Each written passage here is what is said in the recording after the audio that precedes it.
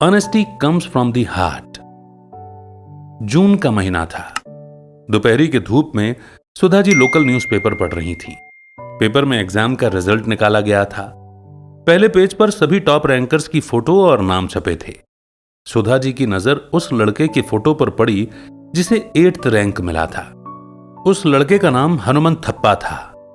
उस तस्वीर में वो बीमार और कमजोर नजर आ रहा था, लेकिन उसकी आंखों में एक चमक सी थी। आगे न्यूज़पेपर में हनुमंत थप्पा का इंटरव्यू भी था। वो लड़का बहुत गरीब इलाके में रहने वाले एक कबीले से था। उसके परिवार में 7 लोग थे जो सिर्फ 300 रुपए हफ्ते पर अपना गुजारा कर रहे थे। सुधा जी के मन में उस लड़के की मदद करने की इच्छा हुई। उन्होंने उस लड़के को एक पोस्ट कार्ड भेजा जिसमें उसे बेंगलुरु आने का इनविटेशन दिया गया था। हनुमंत थप्पा ने उनका प्रपोजल एक्सेप्ट कर लिया। सुधा जी ने सफर में होने वाले खर्चे के लिए उसे पैसे भी भेजे। कुछ दिनों बाद वो सुधा जी के ऑफिस पहुंचा। सुधा जी ने उससे कहा कि वो अपने पसंद का कोई भी कोर्स चुन सकता है और वो उसकी पढ़ाई का पूरा खर्च उठाएंगी। हनुमंत थप्पा ने उसके गांव के करीब जो शहर था वहां टीचर्स ट्रेनिंग कॉलेज ज्वाइन करने की इच्छा जताई। उसने पढ़ाई पर होने वाले खर्चे का हिसाब लगाया जो हर महीने करीबन 300 रुपए था। सुधा जी इसके लिए राजी हो गईं और अगस्त में कोर्स शुरू होते ही उन्होंने 1800 रुपए हनुमंत थप्पा को भेजे। यह अमाउंट 6 महीनों के लिए था। हनुमंत थप्पा ने कभी खुद सामने से और पैसों की मांग नहीं की।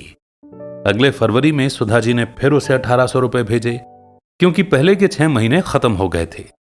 पैसे भिजवाने के कुछ दिनों बाद सुधा जी को बेलारी से एक तार मिला। जब उन्होंने लिफाफा खोला तो उसमें 300 रुपए और एक खत था। खत हनुमंत थप्पा का था और उसने वो पैसे लौटाए थे जो खर्च नहीं हुए थे। हुआ यह था कि अक्टूबर और दिसंबर के बीच 1 महीने के लिए उसके कॉलेज में हड़ताल थी। इस दौरान कॉलेज को 1 महीने के लिए बंद करके स्टूडेंट्स को छुट्टी दे दी गई थी। इस वजह से हनुमंत थप्पा के पास कॉलेज की 1 महीने की फीस बच गई थी। हनुमंत थप्पा ने इस बारे में सुधा जी को बताया कि आखिर उसके पास रुपए क्यों बच गए थे। सुधा जी का ध्यान इस ओर गया कि हनुमंत थप्पा कितनी गरीबी में जी रहा था।